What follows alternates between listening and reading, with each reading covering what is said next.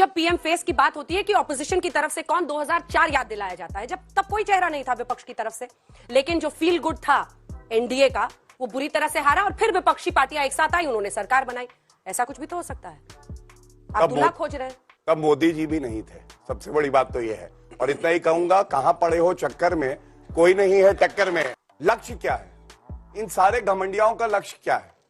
घमंडिया कहते हैं मोदी जी की कब्र खुदेगी, चौकीदार चोर है, बिच्छू है, सांप है।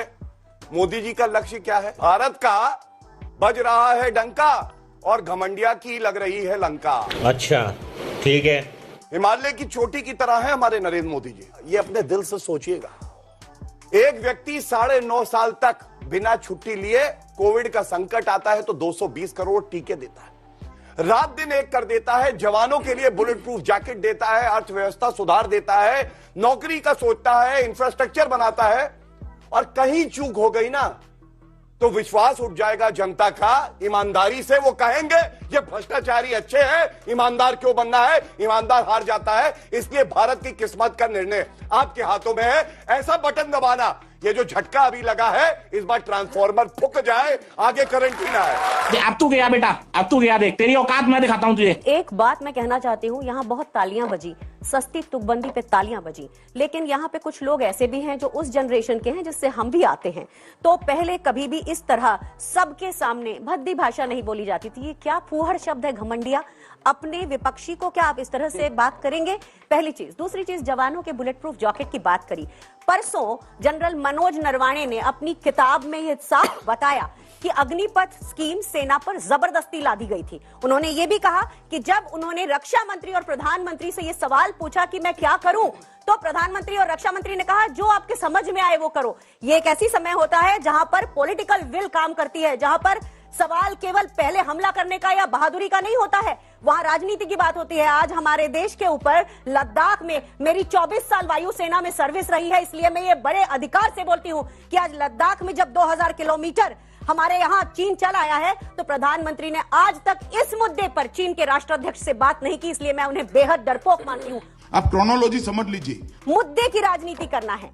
यहाँ मुद्दा महंगाई है, बेरोजगारी है, साक्षी मलिक है। आज हमारे देश की वो पहलवान बेटी, यहाँ बहुत बेटियां बैठी हैं, वो सिर्फ इसलिए कुश्ती लड़ना छोड़ देती है क्योंकि वहां जो बृजभूषण शरण सिंह ने यौन उत्पीड़न उसके साथ किया, तो वहां न्याय नहीं होता और उसी का एक टीम का सदस्य कुश्ती महासंघ का अध्यक्ष बना दिया जाता है। ये पूरे देश की हर एक बेटी के लिए शर्म की बात है। इसलिए मुद्दे की बात होना चाहिए, मनोज नरवाणे की बात होना चाहिए। और ये जो बात करते हैं कि इन्होंने बुलेट प्रूफ जैकेट दी, सच तो ये है कि वो हमारे 20 जवान जो लद्दाख में उस समय शहीद हुए थे, उनके पास प्रॉपर ECCI क्लोथिंग नहीं थी, एक्सट्रीम कोल्ड क्लाइमेट की क्लोथिंग नहीं थी, और इसे रीता बहुगुणा जोशी ने खुद कहा है। तो ये बातें सबसे इंपॉर्टेंट होती हैं। लोगों को आप एक समय तक व्हाट्सएप पे ठेल ठेल कर, क्योंकि 7.5 घंटे ऐसा एक स्टडी में आया है, एवरेज एक युवा इंस्टाग्राम और फेसबुक पे लगा रहता है, तो उसी पर गलत बातें ठेल ठेल कर उनको अगर भ्रमित करते रहेंगे तो ये देश जो एक लोकतंत्र है, इसलिए देश के लोकतंत्र को खतरा होता है इन सब बातों से।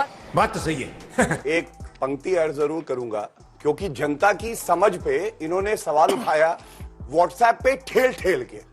अरे सबकी समझ को अपने नेता की समझ की तरह मत समझो, बहुत समझदार हैं।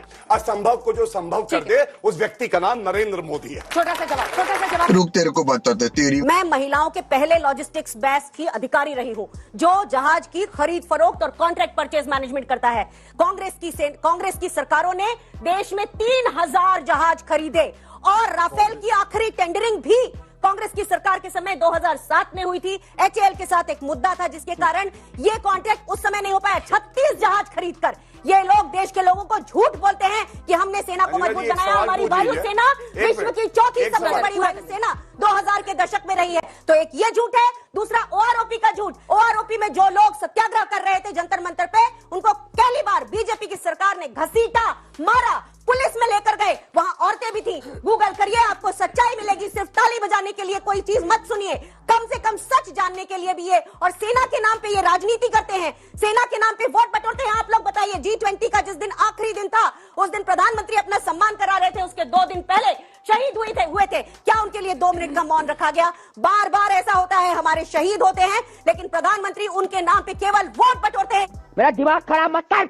एक मुनादी की कविता है धर्मवीर भारती की कि शहर का हर बशर वाकिफ है, देश का हर बशर वाकिफ है कि 10 साल से मुजिर है ये कि चोर को चोर और हत्यारे को हत्यारा और तानाशाह को तानाशाह कहा जाए और असमत लुटती औरतों की इज्जत बचाई जाए। वो सवाल है जब सन्नाटा है पसरा कि 4 लोग घुस गए, प्रधानमंत्री नहीं बोल रहे, गृह मंत्री नहीं बोल रहे और सबको बर्खास्त कर रहे 147 लोगों को। विषम परिस्थिति में जब ऐसी हालात पैदा हो कि एक तानाशाह बताए कि मैं तुम सब पे भारी हूं और ऐसी झुंझुनाए बजाए गारंटी की 4 लड़के घुस गए संसद में, दंडवत होकर प्रणाम किया संसद को, संसद की सीढ़ियों पे झुकते रहे, लेकिन क्या लोकतंत्र की तमाम आवाजों को नहीं दबाया, विपक्ष की तमाम आवाजों को नहीं कुचला? तुम चुल्लू भर पानी में जाके डूब के मर जाओ।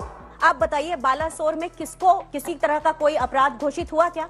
उसकी कब आई थी रिपोर्ट? मोरबी में जो बंदा था वो भाग खड़ा हुआ। तो जो जनता के मुद्दे हैं उस पे कौन बात करेगा? क्या किसी को यहाँ कोई बता सकता है कि जो हमारा बालासोर की दुर्घटना हुई उसमें किसी को सजा मिली, किसी की गलती आई?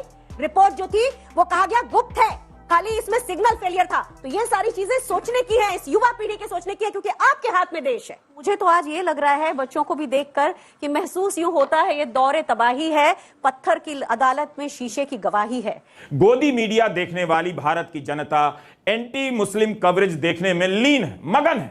ऐसा करने से उसे हिंदू सुख का एहसास होता है।